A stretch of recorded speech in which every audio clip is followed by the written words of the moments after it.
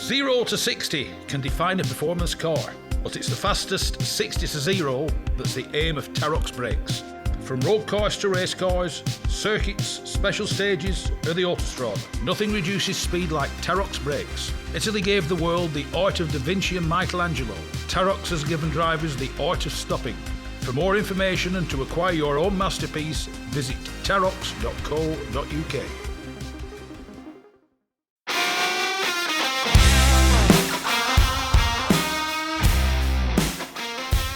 Yes, it's me, Mike Stone, and this is the Backseat Driver podcast. It's the fastest, it's the friendliest, and it's for all the family. The Gas Shocks 116 Trophy and 120 Coupe Cup are the fastest growing race series in the UK, taking in 6 one-hour races and 8 sprints at all the top circuits. Visit 116trophy.com to find out more and get yourself behind the wheel.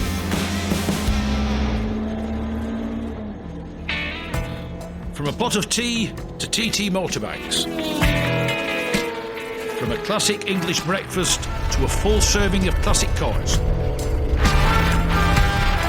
Bridge House Tea Rooms is the Northwest premier classic car meeting location for cars, bikes, tractors and owners clubs. So no matter what your automotive appetite might be, visit Bridge House Farm Tea Rooms on their Facebook page or call John and Alicia on 07980 444 221 for show details and to reserve your own table and parking space. I'd like to welcome back to the Backseat Driver Paul Hargreaves, Motorsport cameraman. We were talking about a lot of the films and the footage, etc. he'd done in part 1, but Paul, you were also involved in motorsport yourself, at a lower level. What is your motorsport history? Well, it was a question, Mark, of starting at the top and working my way down. And that's true.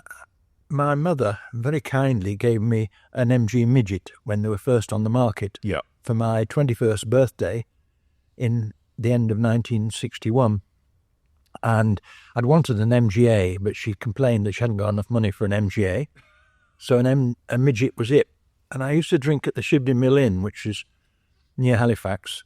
And one of our drinking partners, a guy called Brian Nixon, who was manager of the Halifax Water Board at the time, he would happen to be secretary of the Yorkshire Sports Car Club, who I'd never heard of. And he said, why don't you come and do our rally? I said, what rally? He said, we've got this night rally around Yorkshire called the Yorkshire Rally coming up in February. We've got a sports car now, do that. So I joined the club and entered the rally and took my best man, Pete Rigby, who's unfortunately passed away this year, and off we went. And it started from the Crescent Hotel in Ilkley. We had an hour to plot the route, and it wasn't long because Pete, for all his good nature, wasn't the best navigator. We soon found ourselves wrapped up at the back of the field. And in those days, the back of the field consisted of hordes of Army Land Rovers because the Army used to use the rally as a good training ground for mat riding and so forth. So they even had their own Bedford trucks out there with jerry cans full of petrol so they could refuel on the go. Yeah. Anyway, about 3 or 4 o'clock in the morning, we found ourselves up on the moors above Kepwick on the North Yorkshire moors, and the car slid sideways on very wet clay into, it wasn't properly a ditch, it was just a highly cambered bit of road. It may have been tank training ground for all I know. Anyway, we couldn't get it out. So we walked off the hill, came down. First thing we came across was a telephone box. So the final instructions have said, if you get into trouble, ring this number in Ilkley, which happened to be the press man. So I rang up and said, Mr. Paul Hargreaves, with number 49 or whatever number we were, we've got stuck near Kepwick. We're out of the rally. Carried on a bit further, came to a farmhouse. Wonderful man. Once again, a bit like the story about the hitching a ride in Rushton. Yeah. He gave us tea and toast, took us up on on the back of his tractor up onto the moors. Yeah. Pulled the midget out of this thing, and we drove back home, and that was the end of our rally. Now, in those days, I didn't realise when I entered that Yorkshire Rally was a big name thing, and Pat Moss won it. Oh, right. It demanded a page, would you believe, report in Motor magazine. Yeah. And there it was, in the middle of the report, Hargreaves and Rigby get down. So there we are, get stuck at wherever. So there we are, I've hit the national press on my first event. So you hit the big time straight away. Straight away, and it got even bigger, would you believe?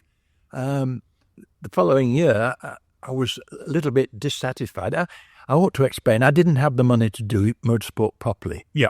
Like many people, I couldn't afford to have the car modified or whatever.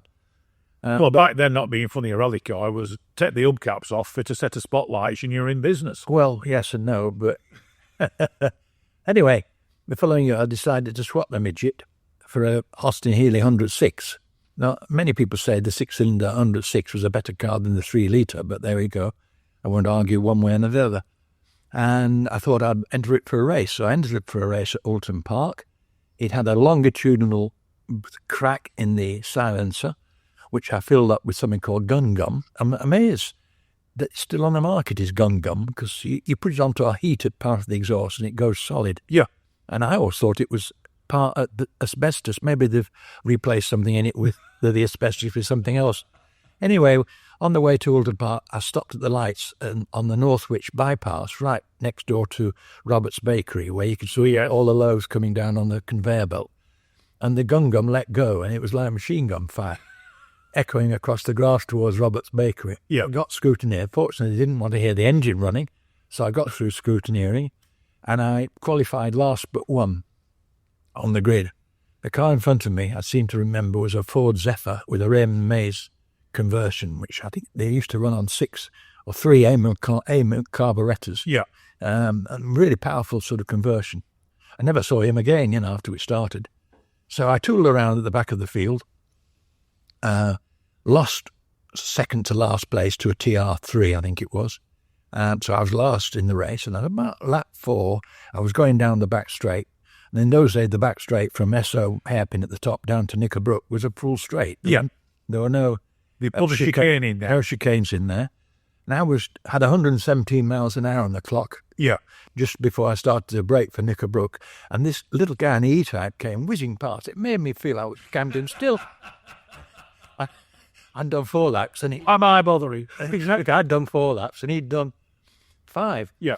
Anyway, last lap, I'm getting closer and closer to this TR3, and on the last corner, Lodge corner, I nip inside him, forced him virtually onto the grass. I saw him in the mirror and he was on the grass. Yeah. So I didn't finish last. I weren't last. And it turned out the little man in the E-Type had retired. Oh. So I beat him as well. Yeah. Guess who it was? Go on. Jackie Stewart. So there you are. Claim to fame is indirectly you beat Jackie Stewart. Exactly. Well Exactly. done. So from then onwards, it was basically auto tests, production car trials. But I had a sporting trials car for a time. I had a single-seater for a time, a Lotus Formula Ford, which I did sprints and hill climbs in. Yeah. Within 6 years, I was president of the Yorkshire Sports Car Club. I invented something called the Shell Motor Club League, where motor clubs competed against each other in a variety of disciplines. Yeah. So they might do a rally one time, and the clubs that didn't do rallying very much didn't do that well on those, but by golly, they did very well on the auto test. Yeah. Airedale and Pine, say, or whatever, weren't as good on auto test because they were all rally people. Yeah. So that was good. The Castrol Quiz, we won the Yorkshire area, the Castrol Quiz. Every year it was competed in. And then... That might be from that's an era when the car clubs, some of the car clubs that I'm in, some are very active, some aren't. But back then, the car clubs were all active, weren't they? They were all busy doing something. They were, yeah. And they all had their own specialities, if you like. Yeah. Track Rod in Yorkshire was the big rally club, and Airedale and Pennine. BIRC Yorkshire Centre obviously had Harewood. Yorkshire Sports Car Club had Castle Howard as a hill climb, but were much more into trials. Yeah. Did big sporting trials. And then I had a period when I didn't really do much motorsport because business got in the way. Yeah. Until way much later, into the 90s, early 2000s, after the period we're going to talk about, filming long-distance rallies, and I got back into competing in historic rallies, firstly with a mostly unsuitable Lotus Europa during the Winter Challenge and so on, and then with an image of which is on the front of your book, A Century of Motoring Memories, another plug there. And then I had a Lotus Elan. Last event abroad I did was the Classic Marathon to Croatia and Slovenia and southern Austria. That was great. Brought that back to England when we moved back to England from France. Started doing the local historic rallies, and they were far too rough for an Elan. So I bought a Triumph Dolomite Sprint, had it converted, and that really was a super car. Yeah. And that was my last competition car. Last event I did was in 2017. Following in the footsteps of Brian Culcheth, because Brian Culcheth used to rally and autocross and auto-test a Dolomite, yeah? But in that period, long distance, Philip Young, who was the great long-distance rally inventor, if you like, started a series of World Cup rallies for showroom cars, unmodified 1400cc cars. Yeah. The first one was to the Sahara and back. And they had two subsidiary classes that weren't eligible for the main award, one for 1600s cars, once again unmodified, and one for classics. Very few classics were in it, as far as I recall, maybe a couple of Saabs, I think, as I recall. And I bought a Honda HR-V, a four-wheel drive baby SUV, if you like, and we actually won it. Oh, so I've got this Daily Telegraph Sahara trophy here. Yeah. And that was a long event, all the way to Morocco and back. Yeah. Through Spain, back through Portugal, did the Farfay jump in Portugal. And I suppose that's a highlight. So we went from top to bottom and back to top again. Yeah. And you also drove from the Peking to Paris, didn't you? Yeah. I'd done the odd thing with him, Philip Young. Because back in the VTV filming rallies, he got me involved with the Himalayan rally, got me free trips to India with Air India, because he was a great follower and competitor in the Himalayan rally. He did about 6 of them altogether. I think we did it 3 times, the last being 86. And then I didn't hear from him for ages. And I went to Coy's Silverstone Historic event, and we were launching a thing called the Gentleman's Motor Racing Diary, which I won't go into in depth because it's all being reloaded into YouTube as we speak. Yeah. In bits and bats, and doing very well. And I bumped into Philip Young. I hadn't seen him for ages, but I'd read in the press that he was organising this Peking to Paris event. Yeah. And I said, look, I'd like to film that. In the end, we bought the TV rights. Yeah. Which cost a lot of money, but then an entry fee would cost a lot of money. It was 50,000 quid to enter it, I think, and this was back in 97. Yeah. But, getting the visas for China, getting the hotels, the camping in the Tibet, all that's the business, all cost. So it wasn't a bad deal, and the show did really, really well. And the stories that came out of that event are manifold. Yeah. We couldn't run the event today because I don't think the Chinese would let us go from Tibet into Mongolia, since it's been run the way the original event was run or happened, because the competitors were free to choose whichever way they went from Peking to Paris back in 1907, I think it was. Yeah. And today it's been rerun a few more times, and it tends to go through Mongolia and then Russia. But uniquely, on the first time it was run in 97, it went through Tibet, into Nepal, India, Iran, Turkey, Greece, and then through Europe. Absolutely superb route. Yeah. I mean, like you said today, a lot of the events couldn't happen mainly politically because of various... I mean, I don't think any event would be allowed to run through Russia now. I mean, the Russians might let you run through it, but the rest of the world won't want you to run through Russia. Exactly. And it's all this...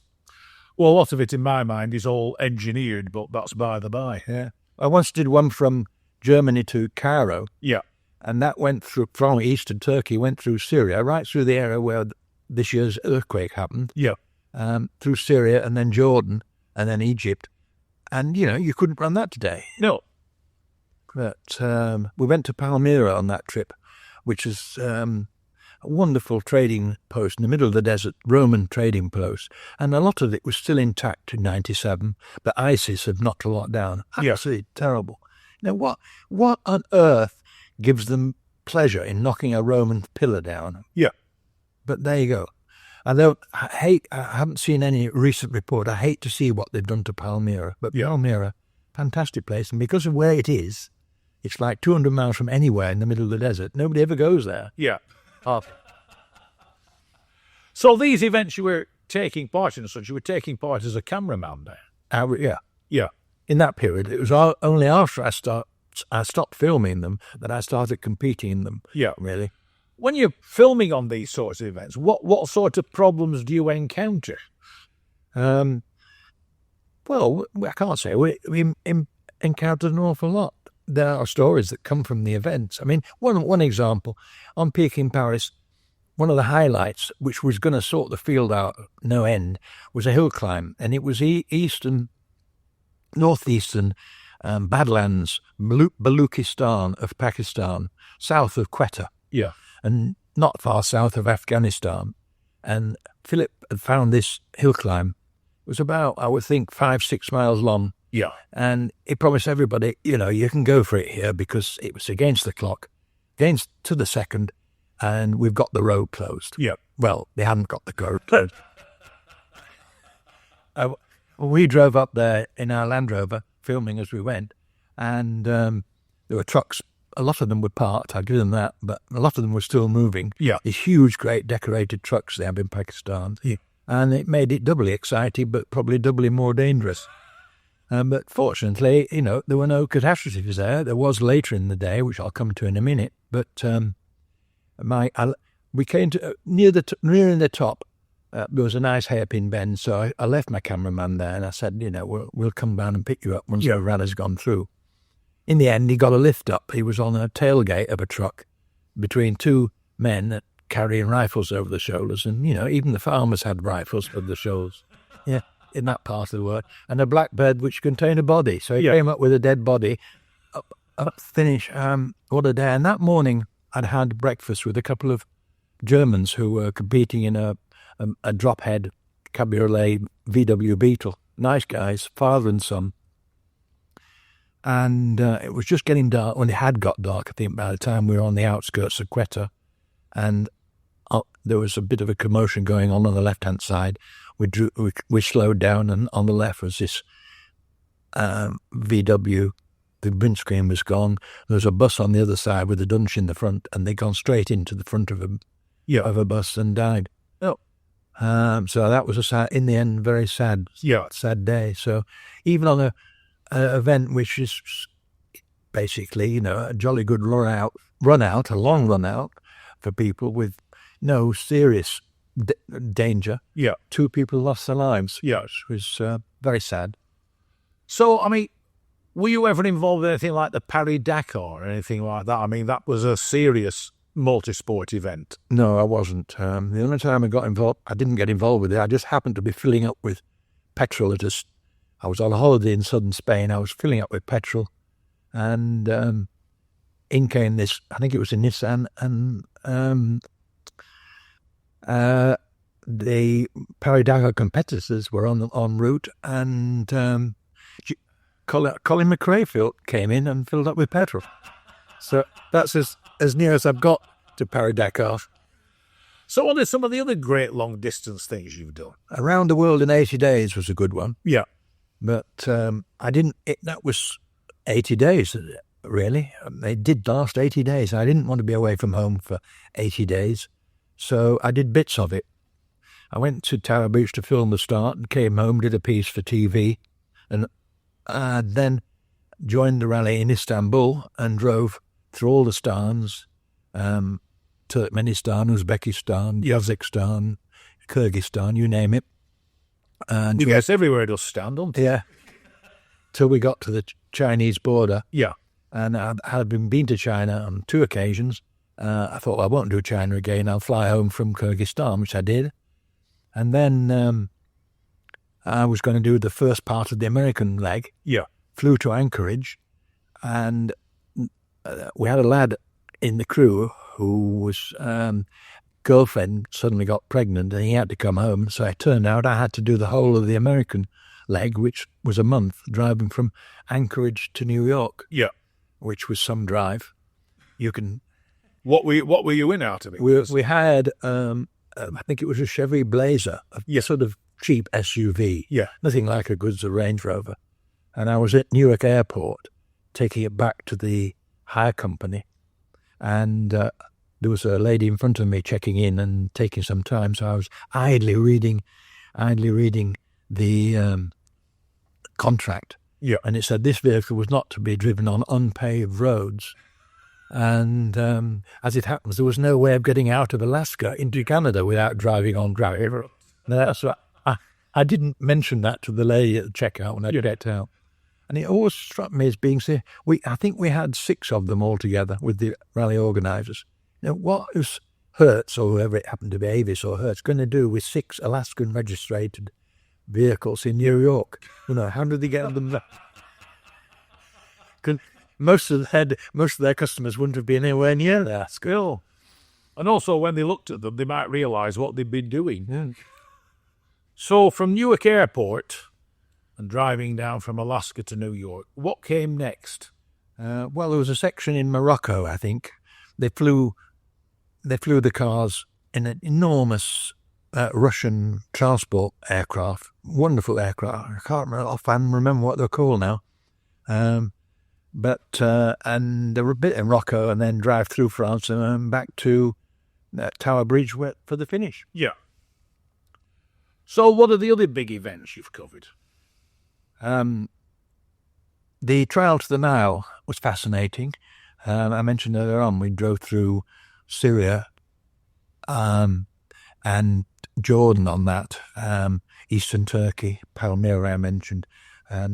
Good opportunity on these events. They give you the odd day off to do the local things. For instance, on that we went to Petra. Yeah. Fascinating place, Petra. All carved out of the local stone. Wonderful. And you can only get to it by walking down a sort of narrow defile. You can't get a vehicle in there. You've got to walk down a passage which is about 6 foot wide. So it opens up to you just like a miracle. Yeah. That was the one on Indiana Jones, wasn't it? Yes, yeah, it probably was, yeah. And because of the relationship between Jordan and Israel, we couldn't go into Israel, which would have been the easiest way to get to Egypt through the Gaza Strip.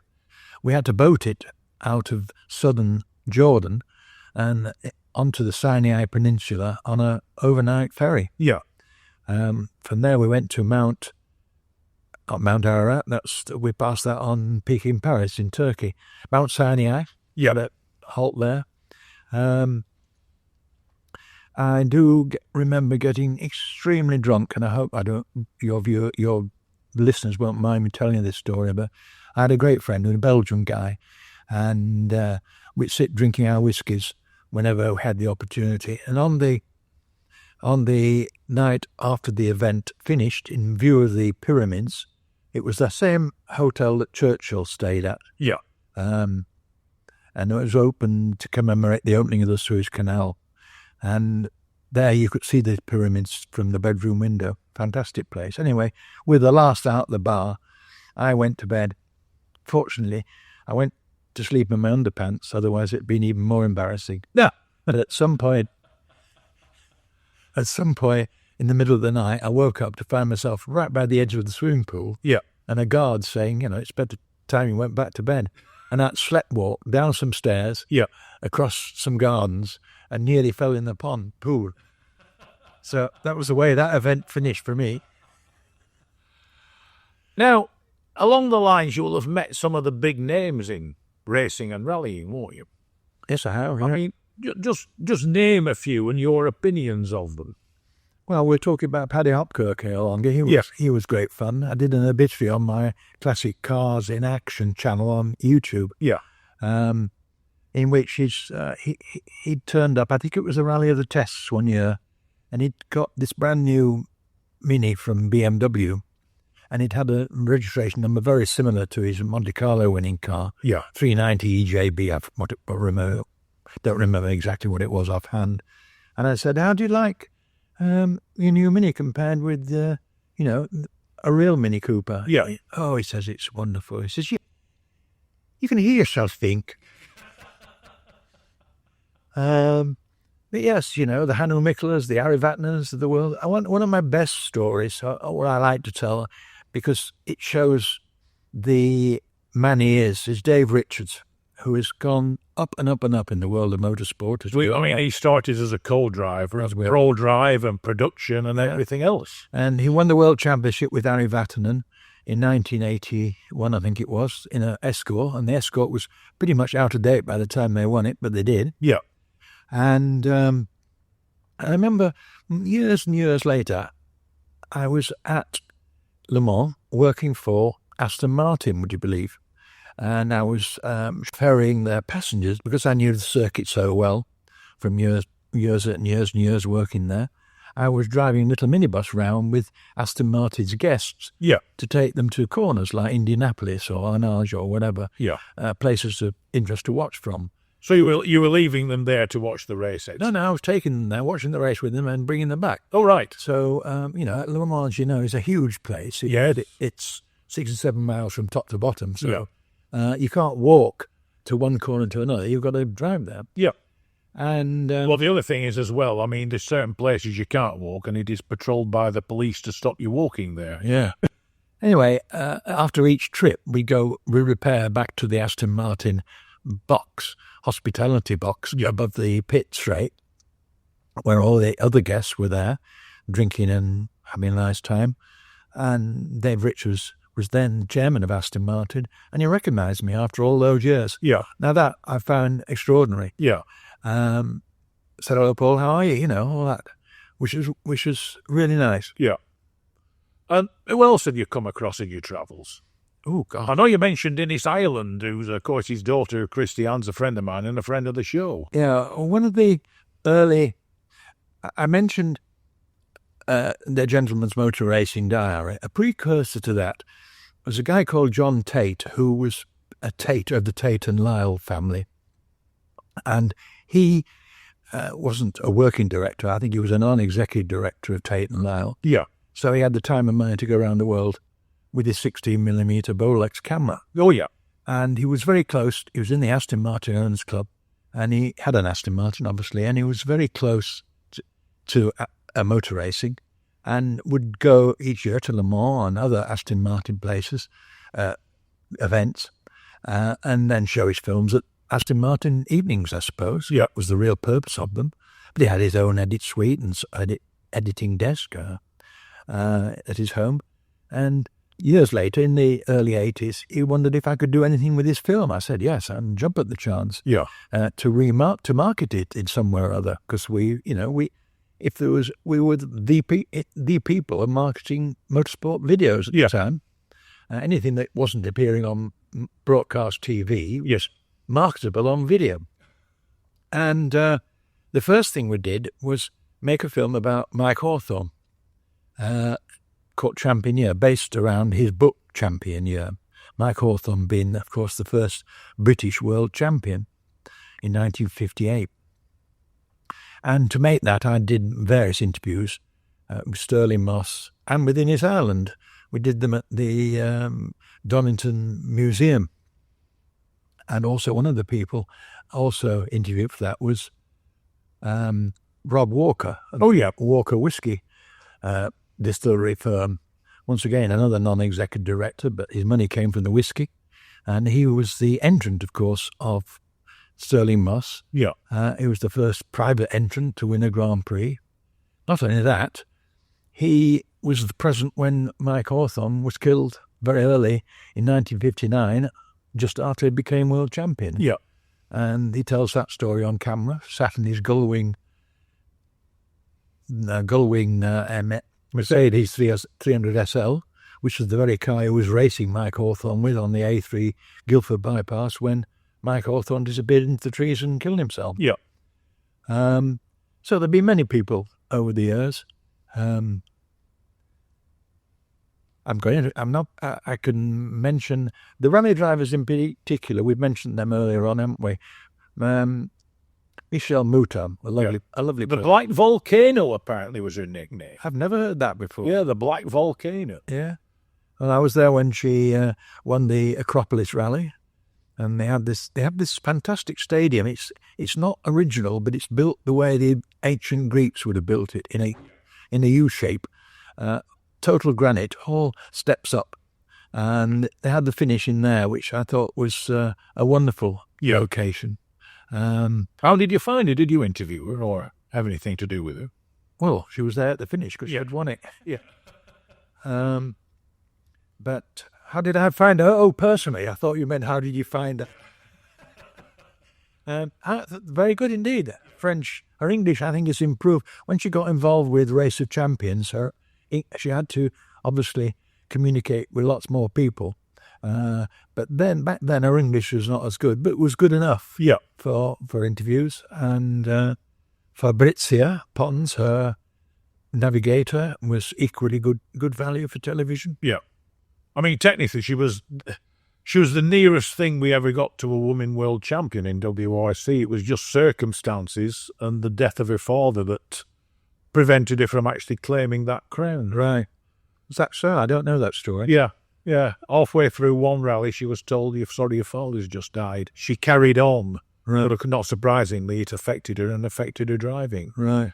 But, I mean, the group, that era of rally cars, I mean, how did you find them? I mean, they were awesome things, weren't they? They were just shattering. They were faster than F1 cars, weren't they? Yeah, they were. And Walter Roll, he was always interesting. Walter Roll always had a point to make. Yeah. As why he wasn't really happy in the team he was in at that particular time. Yeah. Well, he was as good as a rally driver as he was as a racing driver. He's probably the greatest all-round driver the world's ever seen, Volker. Right. Because, of course, there was one season he won the championship and he point-blank refused to take part in all the rounds. Yeah. And he still won. Yeah. I think it was when he was still driving for Lancia, and we came across him sat on the arm car on the side of the motorway in northern Italy somewhere, and I think the belt had just fallen off the supercharger on the one of those Lancia Rally 037s. Yeah. Those sports racing cars in rallying, if you like, with precursor to Group B. And I think by that point he'd known he was leaving Lancia to go to Volkswagen, to Audi. Yeah. And he hadn't a good word to say about the team, quite honestly.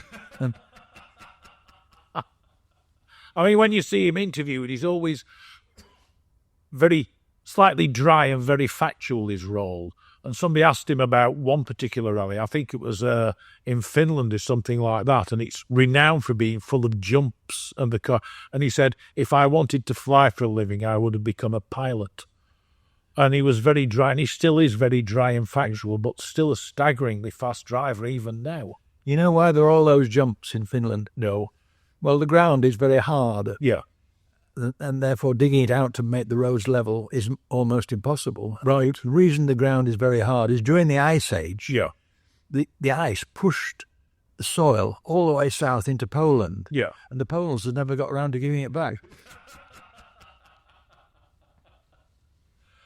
So of all the things you've done and all the people you've met, what is the highlight as such? Which distance drive, which rally driver, which racing driver, which event, which is the one that really sticks in your mind and you think that was it? Oh, it is so difficult, Mark. It's so difficult because there's so many highlights. Peking, Paris was one, but we did a rally in China before that, the Beijing, the Hong Kong to Beijing rally, which was my first major international rally overseas, apart from the World Rally Championship. I think we did that in '88. It was won by Bjorn Valdegaard in a Toyota Celica, a car which never really won anything in World Championship terms, but it was a big event for them. And that was it, because China wasn't modernized in the way it is today. Yeah. There were no sort of hard rock cafes and McDonald's and anything like that. Yeah. You had to live the way the Chinese were, and they were they were onto you all the time. We stopped for a picnic at one point in the event, about 3 days in. Yeah. And we got buzzed by the Air Force, What are these guys doing in the middle of nowhere having lunch? Yeah. Really, really strange to be there. And by the time we did, that was 88, by the time we did 97, there was a Hard Rock Cafe in Beijing. Much of the countryside was just the same, but the cities had started to grow up. Yeah. And now it's a completely different modern world. Yeah. If you could go back to any one event or any one country, which would it be? Well, I love France. Done countless winter challenges to Monte Carlo. I love Monte Carlo. Another highlight I should mention, I think I'm the only person that's been driven round the Monte Carlo circuit closed to traffic, i.e. set up for racing, by Stirling Moss in a two-seater. It was in a Cooper Monaco, I think it was, the precursor to the very first historic Monte Carlo race meeting, and we were allowed on the circuit, and I filmed him sat in this car. We weren't going very fast, but it was the closed circuit. And of course, Moss would have never in his day have driven a two-seater around Monaco. It was all single-seater days. So that's a bit of a highlight. Paul Hargreaves, it's been a pleasure chatting to you on the Backseat Driver. Anybody who's interested in some of your adventures, A Century of Motoring Memories, your book, how did they get hold of it? It's available on my website at www.autoclassique, spelt the French way, .tv. And then there's your YouTube channel at Classic Cars in Action. That's right. Where you've loaded numerous of your films. You can go back and watch all the old historic motorsport and everything else. And we're still doing modern stuff. I've done the classic rally in Mallorca this year. We did a rally of the test last year. We'll be doing that again this year. So I'm still doing modern stuff. You're still busy. You're still at it. Once again, Paul Hargreaves, thanks very much for joining me on the Backseat Driver.